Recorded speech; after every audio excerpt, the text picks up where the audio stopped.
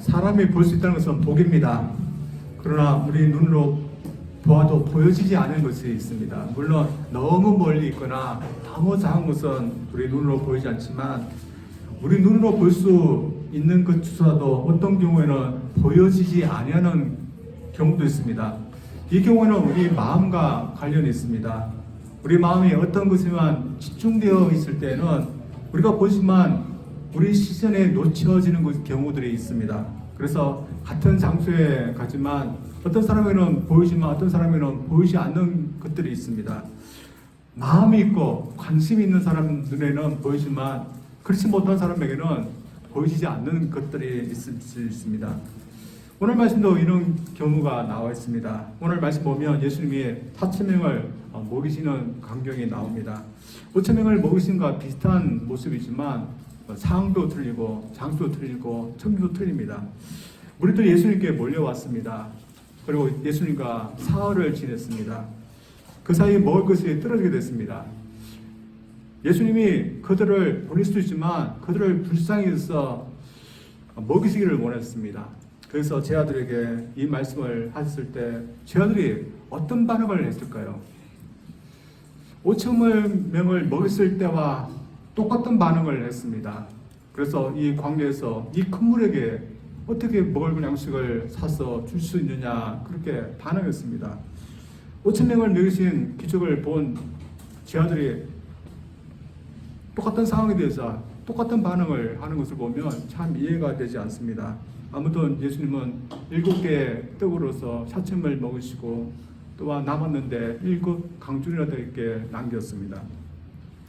그리고 예수님께서 배를 타시고 유대인들의 지역으로 건너오게 되었는데 예수님을 맞이한 사람들은 바리새인들이었습니다. 이 바리새인들이 왜 예수님을 맞았을까요? 4,000명을 먹이시는 광경을 보시고 우리가 기다렸던 메시아다 하면서 환영한 것이 아니라 오히려 예수님을 배척하고 예수님과 논쟁하기 위해서 모였습니다.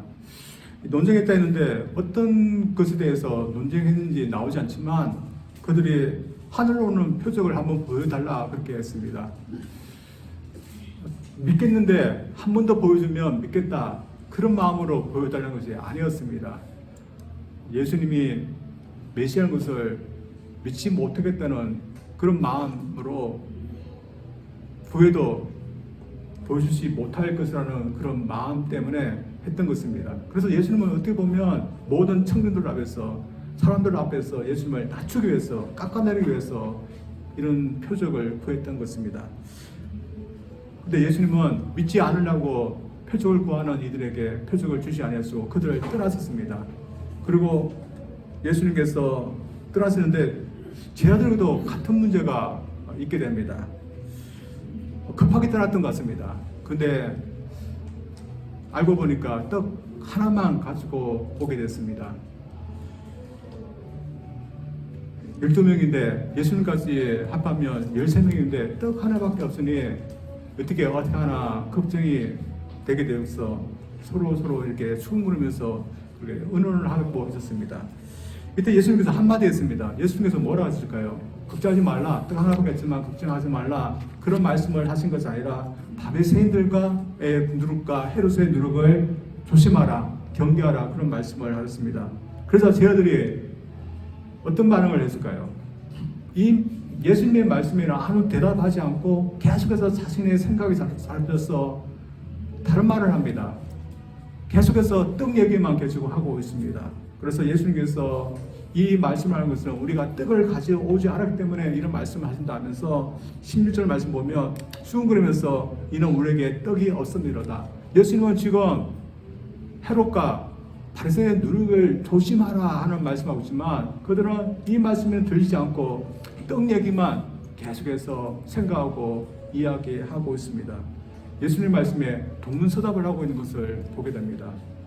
그래서 예수님께서 듣지 못하고 깨닫지 못하고 보지 못하는 그들을 다시 가르치는 장면이 이후에 나옵니다.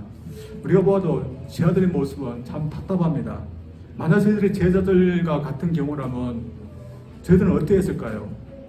저희들이 제 아들처럼 2번이나 예수님께서 큰 무리를 먹이시는 것을 보았고 또한 두 번째 경우는 몇 시간 전에 일어난 것임을 우리가 보았다면 우리는 뜻까지 오지 않은 것에 대해서 온통 마음이 뺏길 수 있을까요? 수천 명을 먹이신 예수님이 우리와 함께 하고 있는 것을 우리가 알고 있는 이상 저희들은 이 떡 때문에 걱정하지 않을 것입니다. 그러나 저희들 오늘날 저희들 경우 또한 이 세상 사람들의 경우를 보면 저희들도 보지 못하고 깨닫지 못하여서 하는 것들이 있는 것 같습니다. 따라서 저희들도 마음 문이 또 떠져야 되고 또한 깨달아지는 것은 또한 저희들이 깨달아져야 될 줄 믿습니다. 이러면서 예수님이 경계하신 것을 중점으로 우리의 눈이 무엇에 떠져야 되고 또한 밝아져야 될지 보기를 원합니다. 먼저 우리는 물질주의에 눈이 어두워지면 아니 되는 것입니다. 예수님 메시아시를 보고도 믿지 아니하는 사람들 떠나면서 제자들에게 너희는 바리새인들과 헤롯의 누룩을 조심하라 이런 말씀을 하셨습니다.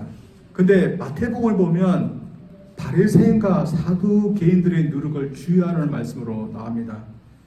그래서 마태복음 16장 16절 이렇게 나와 있습니다. 예수께서 이랬을 때 삼가 바리새인과 사두개인들의 누룩을 주의하라. 근데 오늘 말씀은 바리새인의 누룩과 헤롯의 누룩을 조심하라 이렇게 하면서 바리새인들의 누룩이 공통적으로 나오지만 한 복음서에서는 사두개인의 누룩 또 다른 복음서에서는 헤롯의 누룩으로 나왔습니다.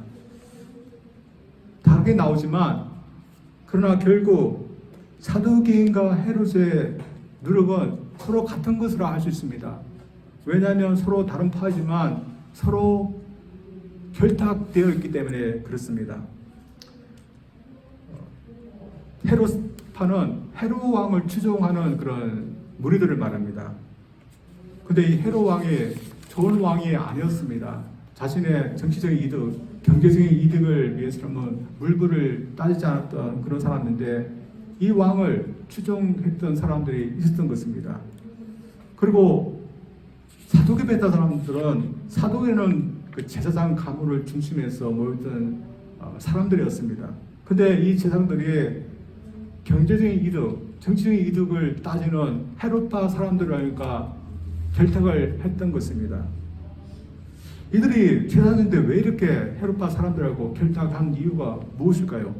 하나님의 일보다는 경제적인 이득, 정치적인 이득을 더 우선시하였기 때문입니다. 따라서 그들 삶은 어땠을까요? 경제적으로는 부유했을지도 모릅니다. 그러나 영적으로는 눈먼사들이었고 영적으로는 깨달음이 없는 그런 사람들이었습니다. 예수님은 이런 사람들을 조심하라고 한 것입니다. 근데 오늘 본 말씀 보면 이미 예수님의 제자들도 이들의 영향을 조금 받고 있었던 것 같습니다.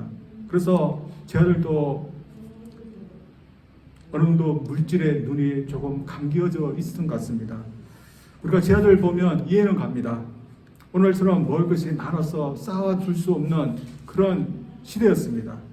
그날 벌어 그날 먹어야 했던 그런 시대였습니다. 그래서 늘 먹을 것 때문에 걱정하면서 살았던 그런 시대였습니다. 그래서 예수님을 만나서 예수님께서 가르치고 예수님께서 행하시는 그런 모습을 보았지만 좀처럼 물질에 사로잡혀서 걱정하면서 사는 그 습관은 버리지 못했던 것 같습니다.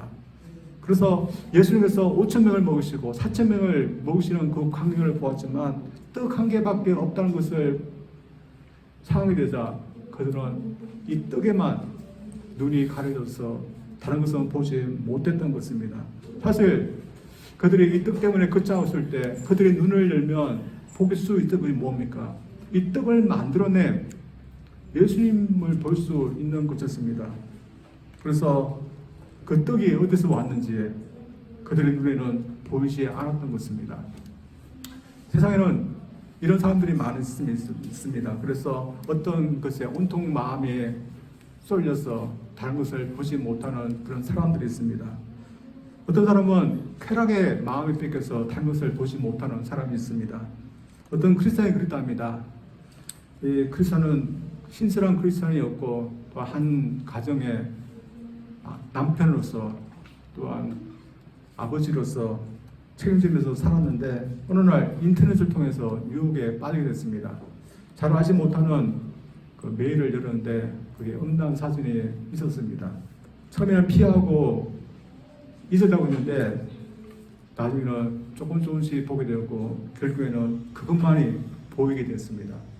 그래서 이 사람이 어떻게 됐을까요?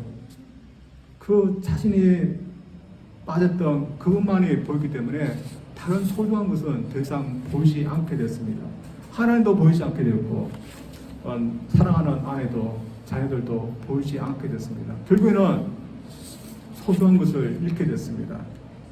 쾌락의 눈물자 그보다 더 소중한 것이 이뤄져 가도 그의 눈에는 크게 보이지 않았던 겁니다. 예수는 오늘 사두개인과 헤롯을 꼭 집어서 이야기하는 이유는 당시에도 오늘날 시대에도 우리의 눈을 가장 멀게 하는 것은 물질임을 알 수 있습니다. 저희들은 물질의 눈물로서 살지는 않다고 생각합니다. 그러나 저희들이 살고 있는 세상이 물질주의를 표방하고 있기에 저희들도 경계하고 조심해야 할 줄 믿습니다. 조심하지 않으면 저희들도 물질의 눈이 어두울 수 있습니다. 우리가 이 세상에 살기 위해서 물질이 필요합니다.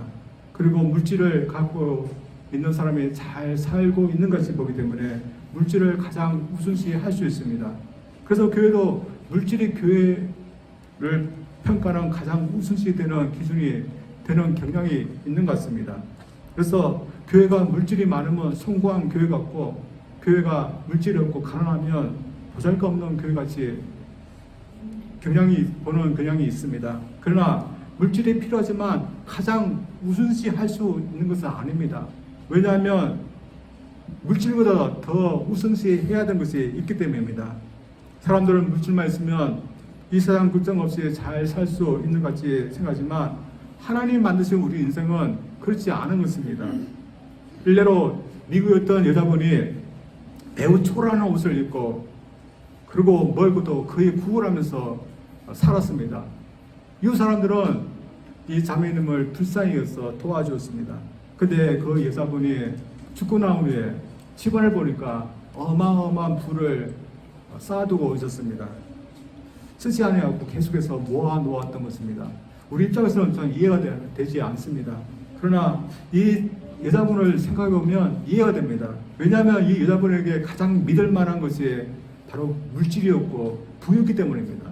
그래서 계속해서 쌓아놓으면 자신의 인생이 안전할 거라 그렇게 생각했던 것입니다. 그러나 물질을 믿었지만 그 물질을 통해 자신을 계속해서 안전하게 하지는 못했습니다. 오늘날에도 부의 눈이 멀고 계속해서 부를 믿고 살 것이라 생각하는 사람들이 있습니다. 그러나 우리 인생 얼마 동안 부를 믿고 살 수 있을까요? 부를 믿고 우리가 계속해서 살 수 있을까요? 그렇지 못한 겁니다. 우리가 부를 믿고 살아도 언젠가는 다 내려놓고 가는 날이 있습니다. 따라서 부 때문에 자신의 삶에서 보호하는 거 보지 못하고 깨닫지 못한다면 조심해야 됩니다. 그래서 우리 그리스도들도 그럴 수 있습니다. 예수님은 당시에 당신을 믿지 아니하는 사람들에게 조심하라 그렇게 말씀하시지 않았습니다. 대신 당신을 따르고 있는 제자들에게 너희들은 물질에 대해서 조심하라 이런 말씀을 하셨습니다. 이 말씀이 뭘까요? 믿는 제자들도 조심하지 않으면 눈에 부의 눈이 어두워질 수 있다는 겁니다. 따라서 저희들도 주님의 말씀을 통해 우리 마음을 넓혀서 우리에게 소중한 것을 무엇인지 우리가 깨닫고 또한 볼 수 있기를 원합니다. 물질에 집중되어 있는 우리 마음 또한 세상에 있는 것만 보이는 우리 눈이 주님의 말씀을 통해서 참 넓혀져서 참 하나님께서 우리에게 물질을 주신다는 것도 우리가 보고 또한 우리에게 물질 주시는 주님도 우리가 볼 수 있기를 원합니다. 그래서 이 물질의 세계뿐만 아니라 영적인 세계도 또한 믿음의 세계도 저를 볼 수 있기를 원합니다. 그래서 우리 물질에만 마음이 고정되어서 그것을 믿고 그것으로 살겠다 하는 저희들이 아니라 물론 그것을 뛰어넘어서 우리에게 물질을 주시고 우리에게 또한 필요한 것들을 주실 수 있는 주님으로 살아야겠다는 그런 깨달음이 우리에게 있고 또한 그 주님을 우리가 볼 수 있기를 주님으로 축원드립니다. 두 번째는 바리새인의 형식주의에 우리가 눈물지 말아야 됩니다. 오늘 본문에도 우리의 눈을 가장 멀어지게 하는 가장 큰 요인으로 주님이 경계하라 하신 사람들이 이 바리새인들이었습니다. 이 바리새인들이 누구길래 예수님은 그들을 조심하라 하시는 걸까요? 이 바리새인들은 평신도들이었습니다. 사도계인들이 제사장들을 중심으로 했다면 평신도들은 자발적으로 하나님의 율법을 잘 지켜보겠다 하면서 모여진 그런 사람들이었습니다. 그래서 이 사람들은 철저하게 율법을 지키려고 했던 사람들이었습니다. 오늘날 보면 하나님 말씀을 철저하게 지키며 살겠다 했던 사람들이라고 할 수 있습니다. 그런데 이 사람들이 가장 예수님을 적대했던 사람들이었고 예수님은 그들을 조심하라고 했는데 그 이유가 뭘까요? 율법을 지키며 하나님을 믿는다 말하지만 사실은 하나님을 믿지 아니하려고 했던 사람들이기 때문입니다. 어떻게 보면 하나님을 믿는다는 가면을 쓰고 있는 사람들이었습니다. 그러나 그 가면 속에 숨겨진 본 모습은 하나님을 믿지 아니하는 겁니다. 그렇다면 그들이 정말 믿고 의지했던 것은 율법이라는 그 형식이었습니다. 하나님이어야 되는데 율법은 충분하다면서 율법에만 매달려 있었습니다. 율법을 지키는 이유는 하나님을 신뢰하기 때문입니다. 그러나 하나님을 신뢰하고 믿는 것은 없어지고 겉모습, 율법만을 고수하는 사람들이 되고 만 것입니다. 따라서 원칙상 그들은 어떻게 해야 됩니까? 예배를 드릴 때 그 예배 형식에만 매달리는 게 아니라 그 예배를 받으시는 하나님께 주목해야 됩니다. 우리가 기도할 때도 또한 하나님의 말씀을 지킬 때도 마찬가지입니다. 하나님께서 이 말씀을 지키게 하신 것을 생각하면서 하나님께 순종하기 위해서 하는 것입니다. 그래서 하나님을 신뢰하는 것이 있어야 됩니다. 그러나 그런 것이 없는 것다면 그것은 단지 형식을 반복하는 것 뿐입니다. 저들도 형식이라는 것이 있습니다. 주님을 믿으면 누구나 형식을 따릅니다. 이 형식이 뭘까요? 예배를 할 수 있습니다. 그리고 기도하는 것입니다. 그리고 주일날 나와서 하나님 앞에 예배하고 또 하나님 말씀을 듣고 또 전도하고 봉사하고 선교하고 성경 공부하고 또 모임이 있어서 걸포하고 그런 것이 다 형식이라고 할 수 있습니다. 그래서 처음 있는 분들에게도 저희들 어떻게 합니까? 이 형식에 따르라 합니다. 그래서 교회 등록하라고 그러고 또 주일 되면 예배 드리라고 그러고 또 큐티를 하라고 그러고 전도도 같이 하자 또 기도도 같이 하라 그렇게 합니다. 우리들에게 필요한 겁니다. 만약 이 형식을 무시한다면 저를 어떻게 될까요? 이 형식을 다 무시하고 나는 내 집에서 나 혼자 홀로 하나님을 주님을 믿겠다 그런 분들이 있지만 그렇게 되면 참 믿음 생활하기 참 힘듭니다. 그래서 우리가 형식이 필요합니다. 그러나 중요한 것은 이 형식에만 멈추어서는 아니 된다는 겁니다.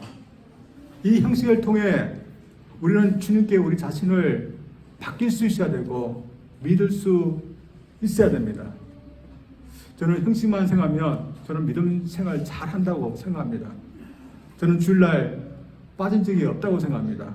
군대에 있을 때도 최전방에 있을 때 교회가 없는데도 내관에 있는 믿는 사람들과 같이 예배를 드렸습니다. 그리고 기도하고 성경 보는 것도 못한다고 생각하지 않습니다. 전도는 그렇지만 그래도 전도하려고 노력합니다. 그리고 성경도 열심히 보려고 합니다.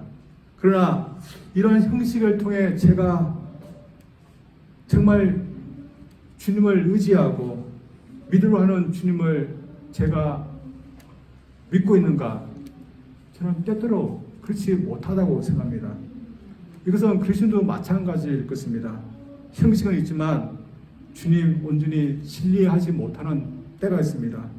그러나 우리에게 이런 면이 있지만 우리 모두는 주님이 살아계심이 믿어져서 언제나 주님이 우리의 구세주시고 주로서 우리가 신뢰하여야 하는 분임을 믿고, 또한 이 사실에도 우리 눈이 계속해서 떠져서 보여주기를 원합니다.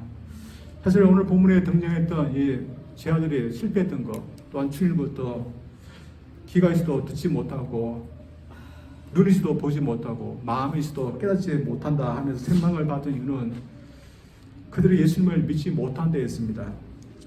떡을 만들어 5,000명을 먹이시고 4,000명을 먹이신 그는 예수님이었습니다. 근데 예수님이 만드시고 남기신 그 떡을 한 덩이밖에 가져오지 못한 것 때문에 그들은 매우 걱정했습니다. 예수님이 얼마든지 이 떡 한 덩이라도 그들을 충분히 먹일 수 있다는 것을 그들은 믿지 못했습니다. 우리도 형식을 갖추어서 믿음 생활하고 있지만 우리의 실제 삶 속에서는 우리 주님을 우리가 신뢰하지 못할 수도 있습니다. 그래서 우리의 의식주를 포함해서 우리가 이 세상을 살아갈 때 필요한 것들, 주님이 우리의 주인이시기에 어떻게든지 주님이 우리를 먹이시고 입히시고 이 세상에서 살게 하시겠냐며 우리는 믿었는데, 우리는 주님이 그렇게 하시리라 못 믿을 수도 있습니다. 따라서 저들이 조심해야 되는 것은 주님을 믿는다 하고 교회 생활하고 신앙생활하지만 나의 실제적인 삶에서는 주님을 믿지 못하는 것입니다. 많은 사람들이 믿지 못하고 다른 사람을 의지하면서 살아가지만 여러분 어떡할까요? 여러분 난 그래도 나 삶 가운데서도 주님께서 나의 모든 것을 인도하시는 주인이시기 때문에 주님께 완전히 맡기고 또한 의지하면서 또한 믿으면서 살 수 있을까요? 참 우리도 그렇지 못한 것 같습니다. 우리가 교회에 나와서 하나님께 예배할 때는 하나님을 믿는 것 같지만 우리가 삶 가운데 있을 때는, 특별히 우리가 어려운 상황 가운데 있을 때 주님이 나를 지켜주시고 인도하고 계시는 것을 우리가 믿지 못하는 경우들이 많은 것 같습니다. 그리고 사실 현실 세계에서는 보이지 않는 예수님이 우리 삶에 대해서 무엇인가 하리라 기대하는 거 참 믿기 힘든 것입니다. 그리고 그렇게 못 믿게 하고 또 예수님을 기대하지 못하게 하는 그런 사람들이 있습니다. 당시 바리새인과 헤롯 사람들이 그렇다면 오늘날도 그렇게 하는 사람들이 분명히 있습니다. 그래서 그들이 뭐라고 할까요? 주님이 도와주시고 인도하실 거라는 그런 현실성 없는 것을 믿지 말고 현실성 있는 물질이나 다른 것을 의지하라, 그렇게 얘기합니다. 그래서 우리도 삶 가운데서 주님이 직접 우리를 인도하시고 또한 우리에게 도움을 주시고 우리를 인도하실까 우리가 의심할 때가 참 많은 것 같습니다. 근데 예수님은 이런 부분에 대해서 조심하라고 저에게 얘기하고 있습니다. 그래서 저희들 이 세상 사람들이 의지하는 것만 저희들 보지 말고 우리가 주님이라고 고백하고 있는 주님의 도우심과 인도하심을 저희들 볼 수 있기를 원합니다. 제가 어떤 선교사님 부부가 방송에 나와서 상담을 받는 것을 제가 보았습니다. 여러분도 아는 그런 유명한 상담 프로그램입니다. 오은영 박사님이 운영하는 그런 상담 프로그램인데 이 선교사님 부부가 나와서 부부 상담을 받는 것이었습니다. 무슨 문제가 하면 아내 되는 데는 선교사님은 열심히 돈도 벌시고 가정 경제를 꾸려가려고 참 노력하시는 분인데, 남편 되시는 선교사님은 가정 형편 생각하지 않고 불우한 이유만 보면 돈을 다 갖다 쓰는 것이었습니다. 그래서 이 아내 되는 선교사님이 자신만 이렇게 가정 경제를 걱정하고 또 보는 것에서 너무 힘들다면서 좀 어떻게 해달라고 상담을 하게 된 것입니다. 그래서 저도 이 방송을 보면서 저 남편 선교사님 참 제가 많이 비판했습니다. 그리고 참 아내분 되시는 선교사님이 얼마나 답답하고 힘들까 그런 생각을 했습니다. 근데 이 남편 되시는 선교사님도 생각이 있는데 좀 생각이 달랐습니다. 어떤 생각이냐면 하나님이 자신의 주인이기 때문에 어떻게든지 자신의 가정을 이끌고 갔을 거다. 그래서 내가 걱정하지 않는다. 이런 말씀을 했습니다. 그래서 불우한 이웃을 도와줘도 하나님께서 또 그만큼 채워주실 거고, 또한 자신의 가정의 형편이 넉넉하지 않아도 너무 걱정하지 않는다. 이런 생각을 갖고 있었습니다. 여러분, 이런 케이스를 보면 여러분 어떨까요? 저는 막 나섰습니다. 왜 이렇게 무책임한 분이 있을까? 근데 그분한테 제가 배울 것이 있었습니다.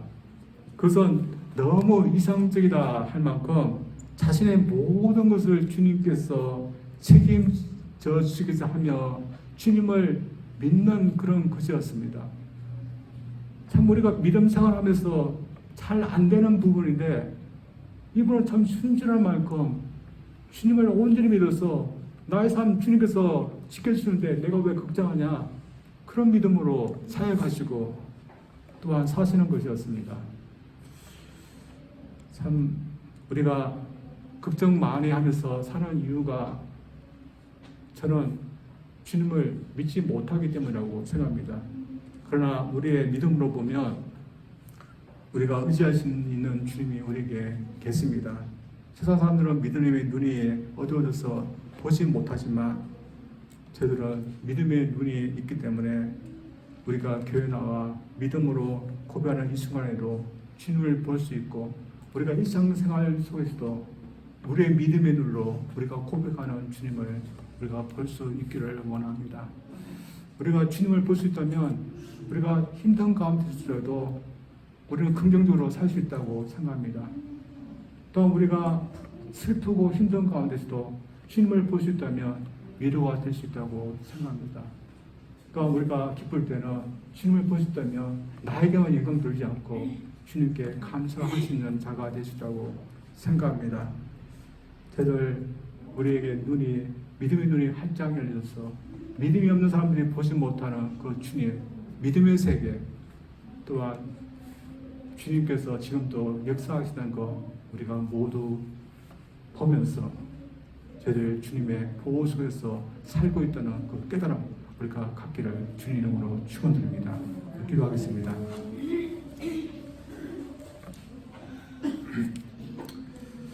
하나님 아버지 감사합니다. 당시 시대나 오늘날 시대나 참 걱정이 많고 불안한 그런 시대입니다.